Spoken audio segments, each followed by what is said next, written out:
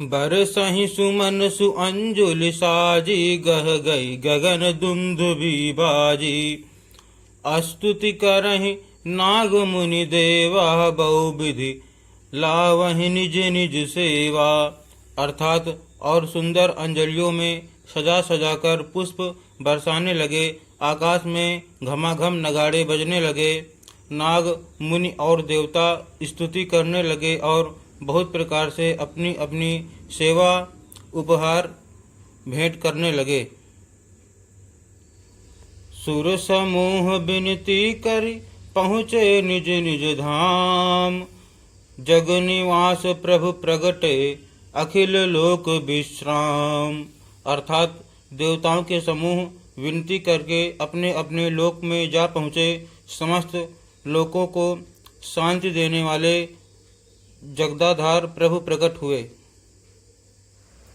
भय प्रगट कृपाला, दीन दयाला, कौसल्या हितकारी।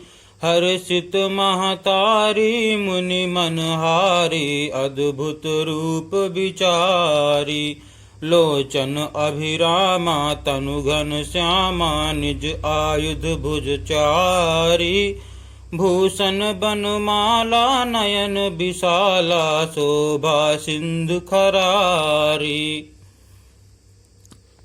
अर्थात दोनों पर दया करने वाले कौशल्या जी के हितकारी कृपालु प्रभु प्रकट हुए।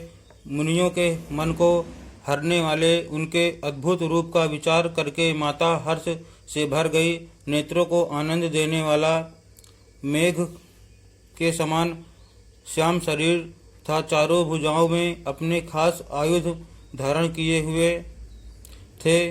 दिव्य आभूषण और वनमाला पहने थे। बड़े बड़े नेत्र थे। इस प्रकार शोभा के समुद्र तथा खर राक्षस को मारने वाले भगवान प्रकट हुए।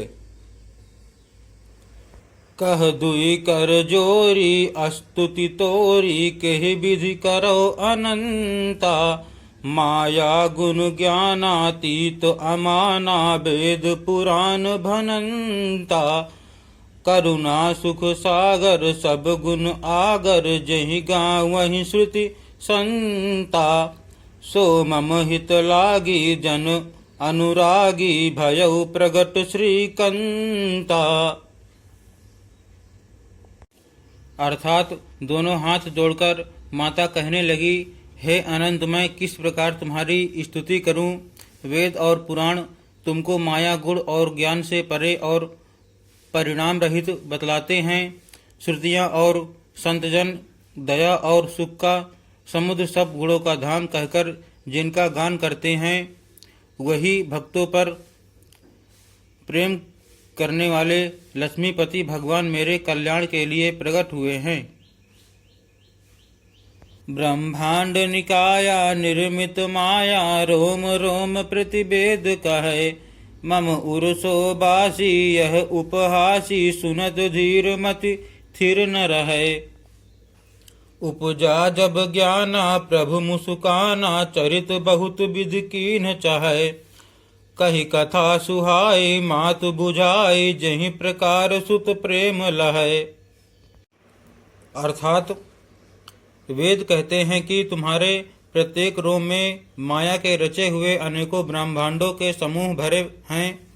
वे तुम मेरे गर्भ में रहे इस हंसी की बात के सुनने पर धीर विवेकी पुरुषों की बुद्धि भी स्थिर नहीं रहती, विचलित हो जाती है। जब माता को ज्ञान उत्पन्न हुआ तब प्रभु मुस्कराए। वे बहुत प्रकार के चरित्र करना चाहते हैं, अतः उन्होंने पूर्व जन्म की सुंदर कथा कहकर माता को समझाया, जिससे उन्हें पुत्र का वात्सल्य प्रेम प्राप्त हो, भगवान के प्रति पुत्र भाव हो जाए। माता पुनि बोली, सो मति डोली, तजहु तात यह रूपा। की जय शिशु लीला, अति प्रियशीला, यह सुख परम अनूपा। सुनि बचन सुजाना, रोदन ठाना, होई बालक सुर भूपा। यह चरित जे गावहि, हरिपद पावहि, ते न परहि भवकूपा। अर्थात माता की वह बुद्धि बदल गई। तब वह फिर बोली, हे तात, यह रूप छोड़कर अत्यंत प्रिय बाल लीला करो, मेरे लिए यह सुख परम अनुपम होगा। माता का यह वचन सुनकर देवताओं के स्वामी सुजान भगवान ने बालक रूप होकर रोना शुरू कर दिया। तुलसीदास जी कहते हैं, जो इस चरित्र का गान करते हैं वे श्री हरि का पद पाते हैं और फिर संसार रूपी कूप में नहीं गिरते। विप्रधेनु सुर संत हित लीन मनुज अवतार, निज इच्छा निर्मित तनु माया गुण गोपार। अर्थात ब्राह्मण गौ देवता और संतों के लिए भगवान ने मनुष्य का अवतार लिया।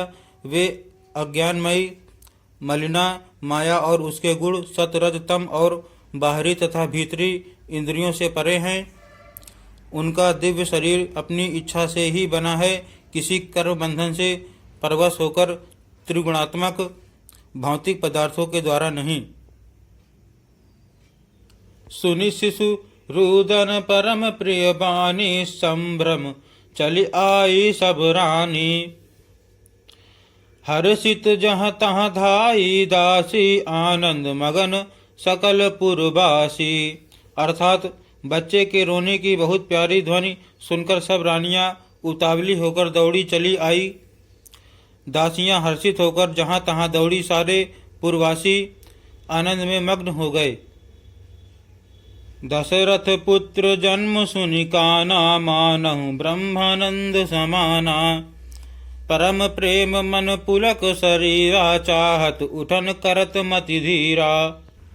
अर्थात राजा दशरथ जी पुत्र का जन्म कानों से सुनकर मानो ब्रह्मानंद में समा गए। मन में अतिशय प्रेम है, शरीर पुलकित हो गया। आनंद में अधीर हुई बुद्धि को धीरज देकर और प्रेम में शिथिल हुए शरीर को संभालकर वे उठना चाहते हैं।